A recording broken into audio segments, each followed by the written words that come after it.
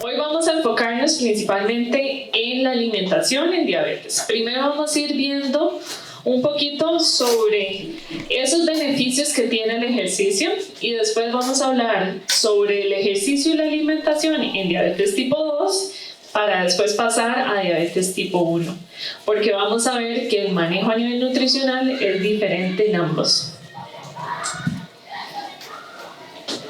Entonces, lo más importante, que esto siempre uno lo pasa diciendo y todo el mundo lo pasa diciendo, los beneficios que tienen en el ejercicio. Entonces, antes de comenzar a decirles como esos beneficios, yo quiero que ustedes se pongan a pensar un poquito cuáles son a veces esas barreras que tienen las personas para llegar a hacer actividad física, principalmente cuando se tiene diabetes. ¿Alguien que me quiera decir? ¿Qué es tal vez lo que a veces limita que la persona llegue a hacer esa actividad física? Los bajonazos. Ok, los bajonazos de azúcar, cuando se baja el azúcar. Principalmente el temor a llegar a eso, ¿verdad? ¿Qué más? Problemas físicos. Ok, exactamente. Si hay algún impedimento a nivel físico que me limita a poder hacer bien la actividad física, ¿algo más? La pereza. La pereza, sí, es válida. A veces tal vez no tenemos esa motivación. Y sí, algo muy importante, principalmente cuando estamos hablando de personas que viven con diabetes, a veces nos hemos dado cuenta, y yo principalmente en el hospital me he dado cuenta, de que a veces también no es tanto la falta de que el paciente no quiera hacer ejercicio, sino que hay un temor detrás de hacer el ejercicio. Temor a que se me baje el azúcar y no sepa qué hacer. Temor a que se me descontrole completamente el azúcar y pase arriba, abajo, y no sepa cómo controlarlo. O a veces que no me siento preparado a saber qué actividades puedo hacer y cuáles no puedo hacer. Entonces, sí es importante de que sepan que ese acompañamiento a la hora de realizar actividad física es muy importante, desde la parte de sus médicos como la parte nutricional, porque ambas partes van a ir haciendo ajustes importantes, tanto en la medicación como en la parte de la alimentación, ¿ok? Y al final también el que ustedes puedan venir a este tipo de charlas, que se puedan informar, puedan tener herramientas, les van a ir dando como esas herramientas para que ustedes vayan sintiendo más seguridad, más tranquilidad a la hora de hacer el ejercicio. Entonces, ahora sí, dentro de los beneficios que tenemos, esto principalmente en personas que ya tienen diabetes, porque es que uno insiste tanto en que hagan ejercicio. Y les voy a decir algo, eso va más allá de un tema físico, de que nos veamos fit o algo así, o sea, va muchísimo más allá. Y es porque realmente el hacer ejercicio nos ayuda a reducir enfermedades cardiovasculares. También nos va a ayudar a controlar o reducir esa hemoglobina glicosilada. Y hay que acordarnos que esa hemoglobina glicosilada, ¿qué es? Es un examen que normalmente nos mandan, que va a dar un reflejo de cómo ha estado ese azúcar en sangre en promedio los últimos 3 meses. ¿Okay? También nos va a ayudar a manejar ese perfil de lípidos. Que ese perfil de lípidos, cuando nosotros hablamos, es todo el tema del colesterol, los triglicéridos, el colesterol bueno, el colesterol malo. Por eso, si ustedes ven, si me ayudan a parte del manejo de lípidos, por eso me va a ayudar también en la parte cardiovascular. Algo muy importante, en personas que usan insulina, por ejemplo, puede ayudar a reducir la cantidad de insulina que se ocupa.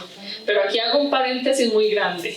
Para lograr llegar a eso, ¿qué es importante? Ese acompañamiento a nivel médico y nutricional.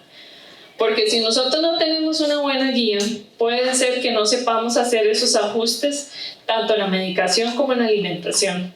Entonces pasamos con un desbalance de que me tengo que inyectar, que me inyecté mal, que después corrijo, que después comí, que aquí.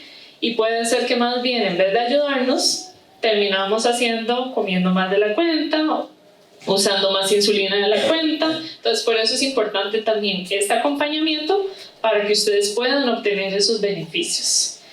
En personas que tienen diabetes tipo 2, que normalmente uno ve que viene acompañado esa diabetes, con problemas en la presión, va a ayudar en ese tema de controlar esa presión arterial. Y algo muy importante, el ejercicio ayuda también con mantener esa masa muscular esquelética. Y a veces nosotros no nos damos cuenta que también nuestros huesos se benefician del ejercicio. No es un tema de que sí, el musculito, no, también los huesos se benefician de ese ejercicio que nosotros realizamos. Y es muy importante porque podemos llegar a ver personas que tienen diabetes tipo 2 en donde tienen problemas a nivel de los huesos, como osteoporosis y así.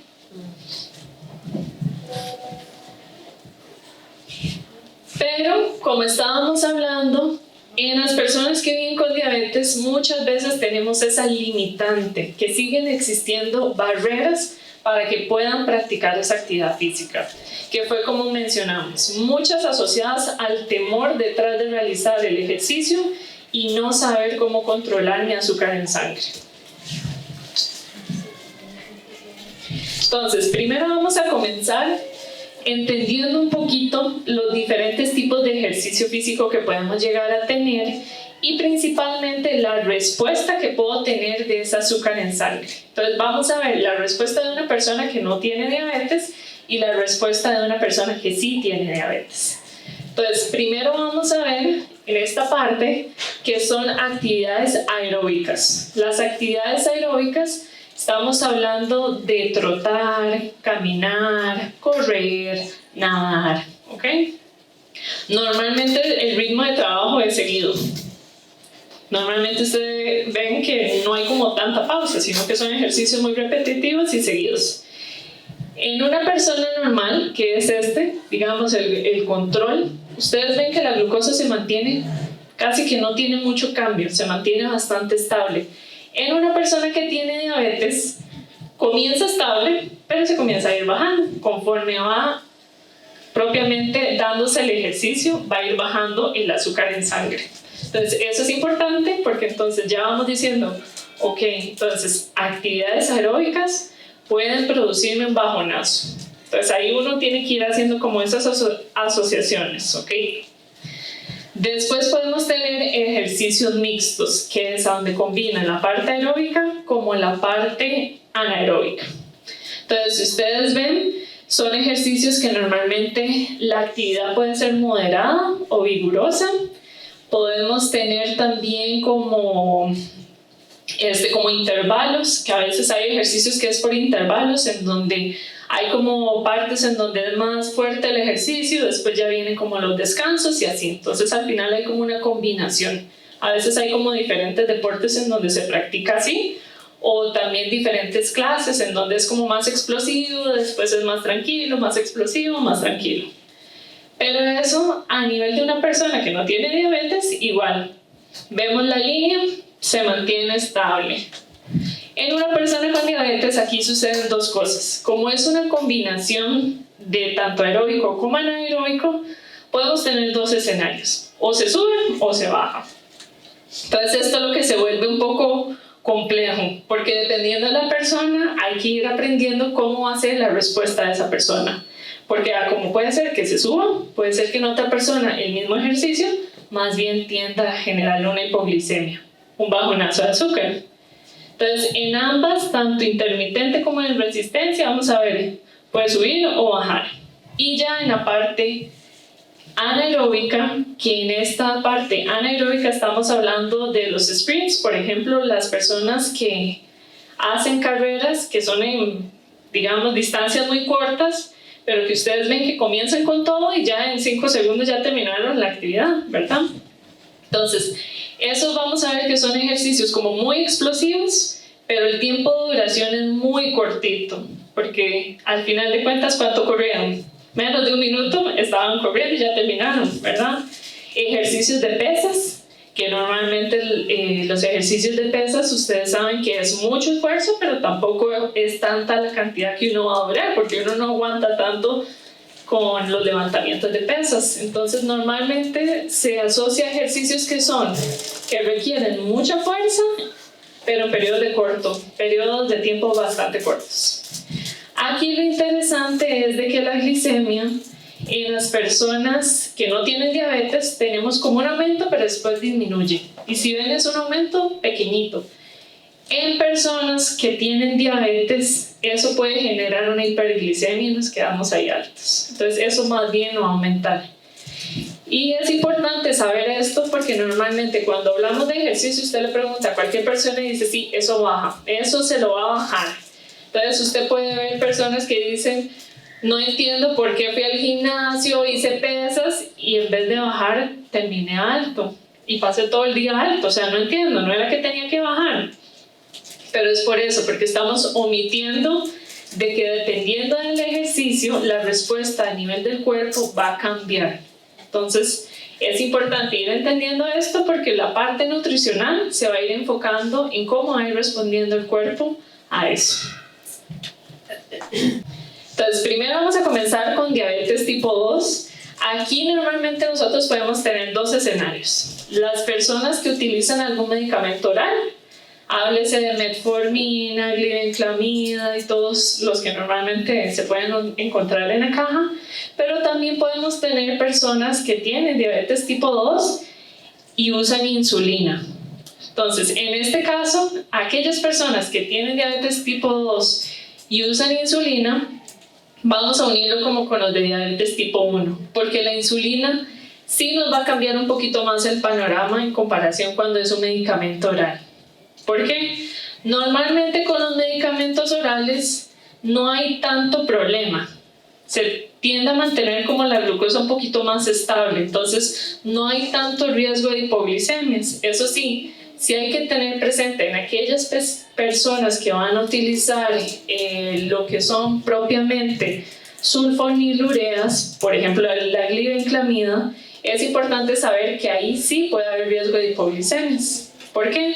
Este medicamento normalmente lo que hace es actuar en el páncreas y lo que hace es estimular, como decirle, produzca insulina. Entonces, si ustedes ven, el medicamento está haciendo que el mismo páncreas libere insulina, entonces va a aumentar la cantidad de insulina que tenemos disponible.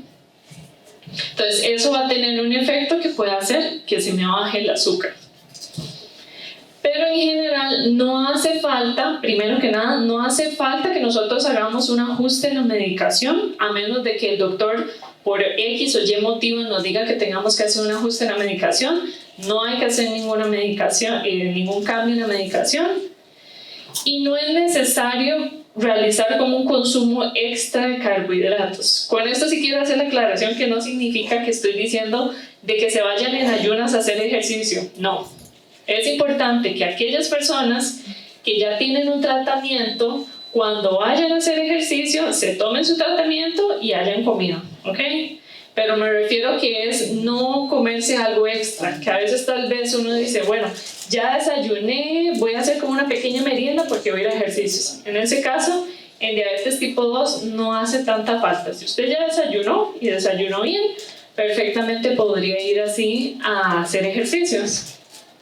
Principalmente porque aquí nosotros, ¿qué es lo que estamos también tratando de ayudar a las personas en muchos de los casos? A que puedan perder peso. Entonces, también si nosotros estamos pasándonos un poquito más ahí de la comida, eso no nos va a estar ayudando, ¿ok? Entonces, es importante que no nos vayamos en cero. Que no es que yo me tomé el medicamento y me fui así en ayunas y lo di todo ahí. No, es importante que comamos. Y también, si nosotros podemos monitorearnos la glicemia, muchísimo mejor. Porque si esa glicemia está mayor a 300, aquí no es recomendable que hagamos ejercicio. ¿Ok? ¿Por qué? Porque la glicemia está muy alta. Y esto, si seguimos, dependiendo de la actividad física que hagamos, puede llegar a generar lo que se llaman cuerpos cetónicos. Y si los mismos siguen produciéndose, podemos llegar a generar una cetoacidosis. Y en el peor de los casos podríamos terminar hasta en el hospital, ¿ok? Entonces, en esos casos, si está mayor a 300, no es buen momento para hacer ejercicio. En diabetes tipo 2, después de hacer la actividad física, sí hay dos cosas importantes que nosotros necesitamos incorporar. Alguna fuente de carbohidrato y alguna fuente de proteína. ¿Y por qué? ¿Por qué no solo carbohidrato y por qué no solo proteína? Porque uno en la práctica ve que normalmente le cuentan a uno que después de haber hecho ejercicio, lo más típico que andan buscando perder peso y demás, el pollito y la ensalada, el pollito y las verduras, que es lo más típico, y el carbohidrato, ¿dónde quedó? Porque es importante que estén los dos presentes. Acuérdense que el carbohidrato es esa fuente de energía que uno tiene. Durante el ejercicio siempre hay alguna pérdida de este componente. Estamos gastando, aunque sea un poco de ese azúcar en sangre. Entonces, nosotros ocupamos reponerlo. Porque si no lo reponemos, lo que va a hacer el cuerpo es que va a utilizar, en el peor de los casos, esa proteína de alguna otra forma para sustituir esa energía que se gastó. Entonces no estaríamos usando esa proteína para lo que queremos. Que normalmente, ¿para qué es lo que queremos? Hacer músculo, ¿verdad? Entonces, que ese carbohidrato se vaya propiamente a reponer esa energía que habíamos perdido, y la proteína que se vaya a hacer su función para la parte muscular. Entonces, tampoco a veces nos tenemos que quebrar mucho la cabeza. ¿Qué puede ser? Por ejemplo, yo también a veces les digo, principalmente en personas que tienen diabetes tipo 2, a veces también tenemos un temor de que termine ejercicio y ya tengo que casi que estar comiendo inmediatamente. Y no es cierto. O sea, hay que ir viendo. Si usted terminó ejercicios y dentro de 2 horas va a comer, va a almorzar, por ejemplo, almuerce. No es necesario ahí que se coma yogurcito con la fruta, que se tome el batido de proteína. No, perfectamente usted puede llegar a la hora del almuerzo. No va a pasar nada. O sea, sé que en algún momento se decía que después de cierto tiempo tenía que cubrir y consumir esa cantidad de proteína y de carbohidratos, pero ya se ha visto de que ese tiempo es más prolongado. No es dentro de la hora después de haber terminado la práctica del ejercicio. Pueden pasar casi hasta 3 horas para que usted pueda comer y reponer ese carbohidrato y esa proteína. Entonces, ¿qué es mi recomendación? Por ejemplo, si lo hicieron en la mañana, pueden esperar perfectamente. Si ustedes saben que dentro de 2 horas, 3 horas van a almorzar o van a comer, espérense mejor a ese tiempo de comida. Y ahí sí incluimos alguna fuente de carbohidrato y alguna fuente de proteína. Que aquí, como buenos ticos, sería arroz y alguna carne, ¿verdad? O frijolitos y alguna carne. Si fuera en la parte de la noche, entonces igual, a la hora de la cena, podemos, por ejemplo, aquí que les puse, una sopa negra. Perfectamente podría ser una sopa negra. Si ustedes entrenaron en la tarde y ya van a llegar a cenar, puede ser una sopa. Que perfectamente una sopita negra tenemos los frijoles, que son esa fuente de carbohidratos, y el huevo, que va a ser la fuente de proteína. Pudo haber sido, por ejemplo, una sopa de pollo, que ahí tenemos las verduras, que podemos agregarle papa, camote como fuente de harina y tener el pollo como la fuente de proteína. Porque también sé que a veces no quieren como sentarse a comer como algo tan grande, pero sí es importante que esté ese carbohidrato y esa proteína. Ahora bien, si ustedes me dicen, no, es que mira, yo después del ejercicio hoy ando muy tallada y realmente puedo ir comiendo, no sé, ya en la tarde, pues sí, ahí sí podríamos hacer una merienda. Y aprovechar en esa merienda igual, incorporar algún carbohidrato y alguna fuente de proteína, ¿ok? Ahora bien, en diabetes tipo 1 vamos a ir viendo un poquito cómo va a ir cambiando ese escenario. Entonces, aquí sí es muy importante el monitoreo. Sí va a ser aún más importante ese monitoreo. Yo siempre digo que a veces nosotros como menos despreciamos en diabetes tipo 1 el monitoreo, pero también en personas que tienen diabetes tipo 2 es muy importante ese monitoreo. Más cuando usan insulina, con más razón deberían de monitorearse. Entonces, ¿qué pasa si yo me pincho y veo que mi azúcar en sangre está menor a 90? Y ya yo voy a comenzar a hacer ejercicio. En ese caso, ¿qué vamos a tener que hacer? Todavía no podemos comenzar, que es lo más importante. Y se recomienda consumir de 10 a 20 gramos de carbohidrato. Aquí es importante que sean carbohidratos simples, de fácil absorción. ¿Ok? Entonces, si yo sé que aquí muchos van a decir, ¿y qué tiene 10 y 20 gramos de carbohidrato? ¿Verdad? Entonces, ¿qué pueden hacer? Piensen en una fruta, un banano. Principalmente aquí ocupamos algo que la persona también se lo coma rápido que no dure mucho comiéndoselo, ¿verdad? Entonces tal vez alguna fruta con cáscara no va a ser la mejor opción. Piensen así como tipo sandía, un banano, papaya. Podría ser hasta un juguito, si tenemos un juguito con azúcar. Eso sí, revisar en la etiqueta más o menos cuántos gramos de carbohidrato tienen. Entonces, si ustedes ven, acá también vamos viendo el hecho de que en personas con diabetes tipo 1 sí podemos utilizar juguitos con azúcar que nos van a ayudar justamente en esos casos de hipoglicemia. También pueden ser ahorita que venden, que son como las jalitas, como de esta marca Tricopilias y demás, que son pequeñitas, que son fácil de comer, que usted casi que las puede andar como en los bolsos y demás. Eso también, porque yo sé que cuando van a hacer ejercicios a veces también uno dice, ay, pues pucha, no tengo tanta hambre, a veces puede pasar, que es lo que normalmente pasa. Ajá, aquí tienen uno. Esto perfectamente, si ustedes ven, se puede andar en los bolsillos y eso es una cucharada, exactamente, que son como 15 gramos de carbohidrato. Entonces también, eso son pequeñas cosas que usted se lo come, no lo llena tanto. Y eso sí, hay que esperar a que ese azúcar en sangre aumente a más de 90 antes de comenzar, ya sea actividad aeróbica o anaeróbica. Ahora bien, ¿qué pasa si yo me mido ese azúcar en sangre y está entre 90 y 125? Entonces, aquí va a cambiar un poquito. Si es actividad aeróbica, sí se recomienda que consumamos 10 gramos de carbohidrato antes de comenzar. ¿Por qué habíamos dicho que sí era importante? Porque acuérdense que tendía a bajar. Entonces sí es importante que por lo menos podamos consumir unos 10 gramos. Sí hago la aclaración de que esto es como una recomendación general. A veces es necesario ir viendo con la misma persona si puede ser que esa persona ocupa un poquito más, ocupa un poquito menos. Pero esto es como a nivel general para que ustedes se den una idea de más o menos por dónde anda, ¿ok?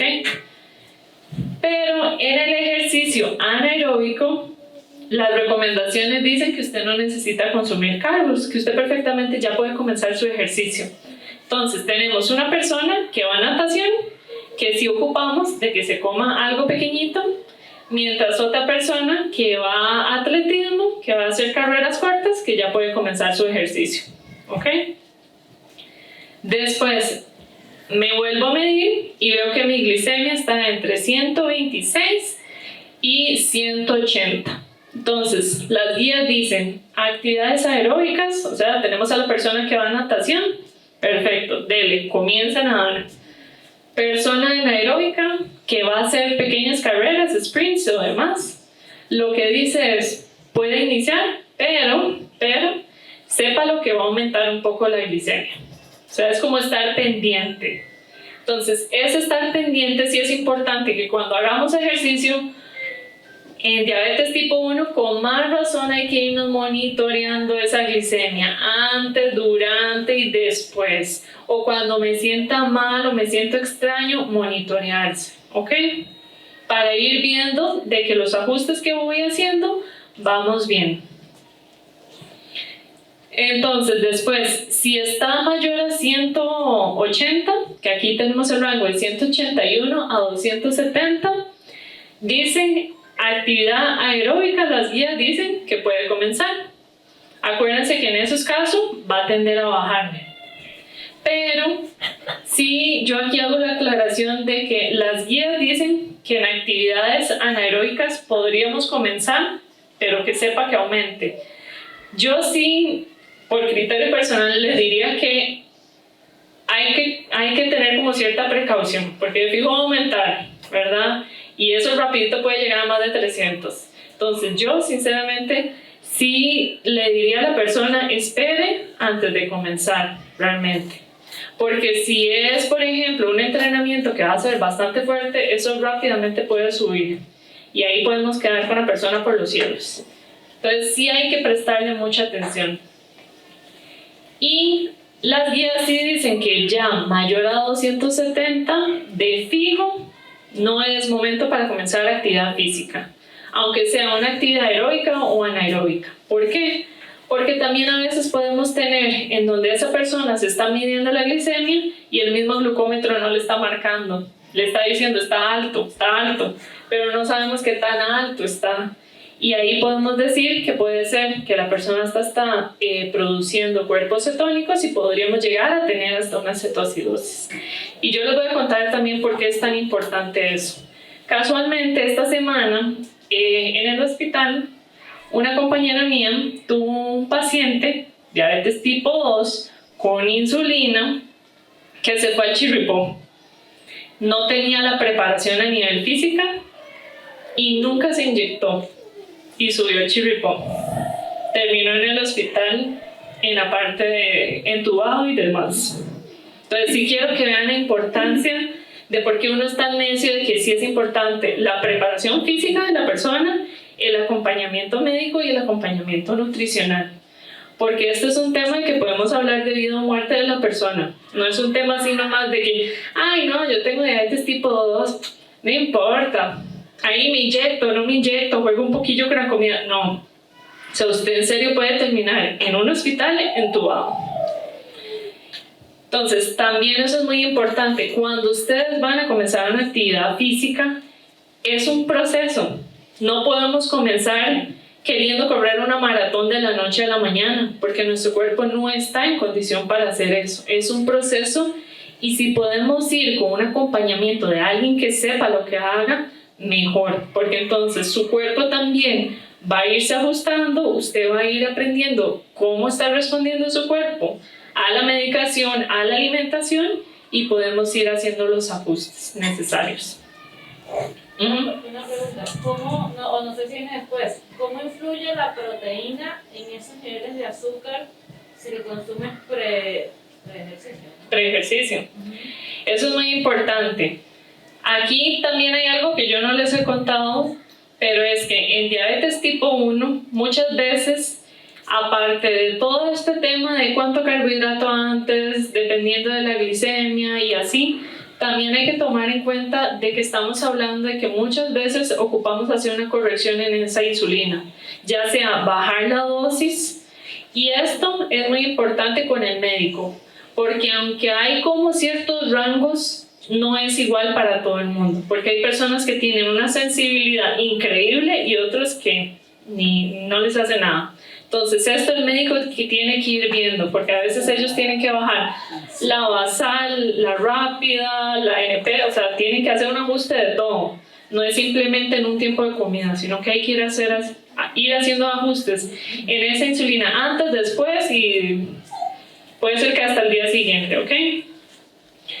Ahora bien, normalmente cuando, por ejemplo, de esta cantidad de carbohidratos que yo estoy hablando, aquí lo más importante es que son carbohidratos simples, lo que estamos hablando, y en muchas ocasiones antes de hacer una actividad física, realmente no se recomienda como que sea el momento donde metamos esa proteína. ¿Por qué? Porque nosotros ocupamos que nuestro cuerpo como que absorba esa fuente de carbohidratos rápido. Y acuérdense que la proteína es una barrera, entonces va a enlentecer como esa absorción, y en estos casos yo ocupo que más bien ella llegue rápido para que el cuerpo la tenga disponible y yo comenzar a hacer esa actividad física. Más bien sería un momento en donde cuidemos más bien esa proteína después del ejercicio, porque a veces pasa de que hacen desayunos con mucha grasa y mucha proteína y podemos llegar a ver como esas hipoglicemias durante el ejercicio. Porque tal vez, ¿qué fue el ejercicio? ¿Qué fue el desayuno, por ejemplo? Fueron como 3 huevos, tocineta, el quesito y un pedacito de pan. O sea, al final esa cantidad de harina no fue nada. Hubo harina, es cierto, hubo harina, pero no fue nada lo que hubo. Entonces, es tanta la barrera que ese pan duró como 1000 años en llegar a sangre. Entonces, eso también es importante tomarlo en cuenta. Porque a veces también es tanto el temor que le metemos muchísima barrera a nuestra alimentación antes del ejercicio.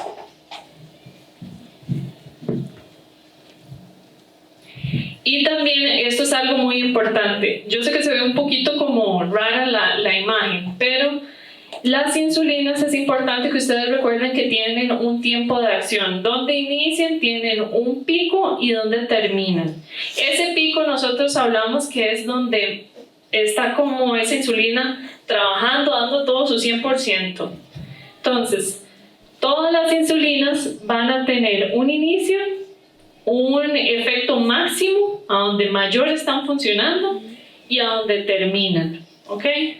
¿Por qué es importante que nosotros también entendamos eso? Porque también la respuesta que nosotros tengamos en nuestro cuerpo también se va a ver influenciada de dónde está esa insulina. ¿A qué me refiero esto? ¿Cuánta cantidad de insulina usted tiene disponible a la hora de comenzar el ejercicio? No va a ser lo mismo si yo comienzo aquí, cuando apenas está comenzando, que es poquita la cantidad de insulina que hay disponible, a cuando está en su efecto máximo, que está, digamos, la mayor cantidad de insulina trabajando, a cuando ya casi no queda nada de insulina. El cuerpo también va a cambiar y así a veces la cantidad de carbohidratos puede cambiar. Entonces, por ejemplo, les doy un ejemplo. Puede ser que alguien que tenía la glicemia en 90 y 125 en actividades aeróbicas, por ejemplo, esa ingesta de carbohidratos de 10 gramos, cuando la insulina está en su tope, ya no sean 10, pueden llegar a ser 20 gramos de carbohidratos. Pero podría ser que esos 10 gramos sí puede ser cuando ya la insulina está terminando su efecto. Entonces, ven por qué también a veces esto es como una guía, pero no termina de ser como la respuesta a todo. Porque también hay que ir hilando cada vez más fino, dependiendo de cuánta insulina disponible yo voy a tener, para ver si ocupamos aumentar un poquito más o disminuir. Y algo muy importante es que en estas personas solemos tener de que ellos reportan dentro de sus temores lo que llamamos las hipoglicemias tardías o nocturnas, que eso es, se me baja el azúcar en sangre después del ejercicio, o sea, tal vez lo mantuve bien durante la actividad física, pero se me bajó después, o se me bajó durante la noche cuando yo estaba durmiendo, ahí fue donde se me bajó el azúcar. ¿Por qué pasa esto? Porque es que llega a suceder.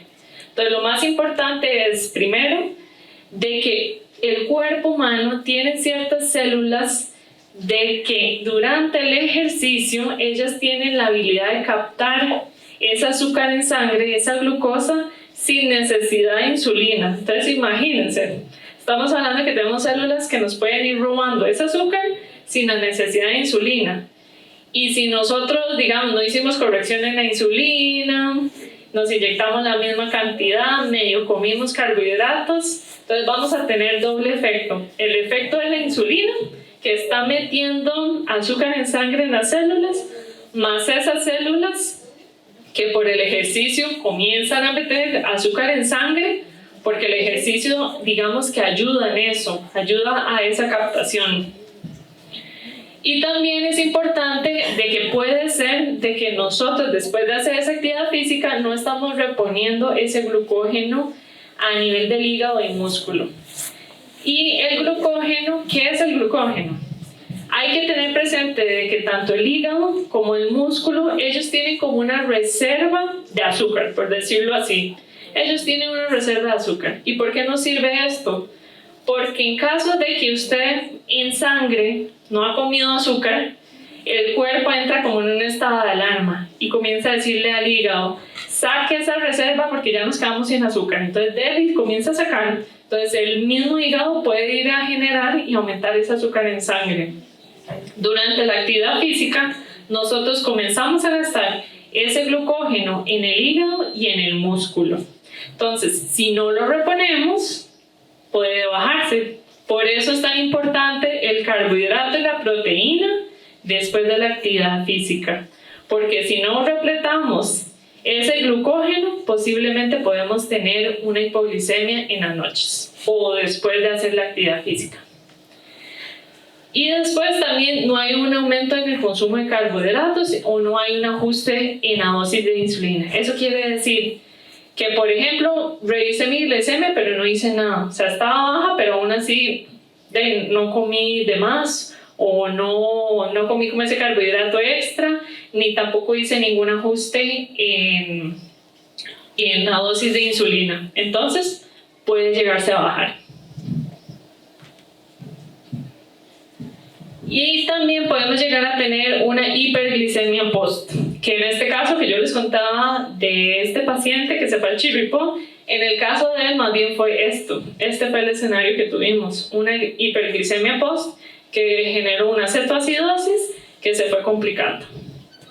¿Por qué? Porque aquí vamos a tener que durante la actividad física nosotros tenemos activación de hormonas contrarreguladoras. El cuerpo, aunque no lo crean, es muy sabio y él siempre ahí tiene un plan A, B, C y D. Por el caso de que algo pase, él va a ir buscando. El problema es que a veces nosotros le complicamos la tarea al cuerpo aún más. Entonces es importante saber de que tenemos hormonas contrarreguladores que se van a ir activando y lo que yo les decía, van a ir al hígado y le van a decir, mire, ocupamos de que usted saque esas reservas de azúcar porque estamos sin nada, entonces dele, saque. Entonces el hígado comienza a producir y a sacar esa glucosa que tiene propiamente almacenado en forma de glucógeno, comienza a sacarla. Y eso va a generar entonces que ese azúcar en sangre aumente, ¿ok? Y a veces puede ser que sí teníamos azúcar en sangre, pero no teníamos esa insulina que me ayudara a meter ese azúcar en sangre. O también puede ser de que lo mismo, no me inyecté durante el ejercicio, pero sí estuve comiendo. Puede pasar, ¿verdad? Que no hice ningún ajuste en la medicación, en las dosis de insulina, o del todo no me inyecté, pero sí comí carbohidratos durante la actividad física. Y ojalá fueron ejercicios así que hablamos de los anaeróbicos, ¿verdad? Que tendían también a aumentarla. O a veces también podemos tener de que tal vez no tenemos el conocimiento para hacer esas correcciones de insulina, entonces lo hacemos mal. Entonces hacemos una mal corrección de insulina. Y eso puede llegar a generar también esa afectación. También porque eso a veces puede generar de que ya las reservas propiamente, como dice ahí, las reservas de glucógeno ya están bajas y aparte de eso nosotros estamos haciendo una mala corrección, estamos generando como un estrés más al cuerpo. Entonces, eso era un poquito como lo que les traía el día de hoy. Realmente yo les voy a decir algo, este tema es un tema que da para aquí que nos sentemos 3 horas seguidas a hablar en diferentes escenarios. Pero yo lo que quería traerles era como información a nivel general, porque lo más importante es de que muchas veces uno en la consulta ya termina de ir como hilando con ese paciente de qué tipo de actividad física va a hacer, por cuánto tiempo, cuántos días. Realmente ya ha hecho actividad física alguna vez, es la primera vez que va a comenzar, es un niño, es un adulto, es un adolescente, porque hasta eso va a cambiar hormonalmente. No es lo mismo un niño, ¿verdad?, que está todavía en crecimiento, que sus hormonas tal vez están terminando, si está en adolescencia, entonces está en ese periodo de cambio hormonal, a alguien ya adulto. Entonces todos esos aspectos también tenemos que terminar de ir hilando para ir viendo qué ajustes ocupamos ir haciendo con la persona, ¿ok?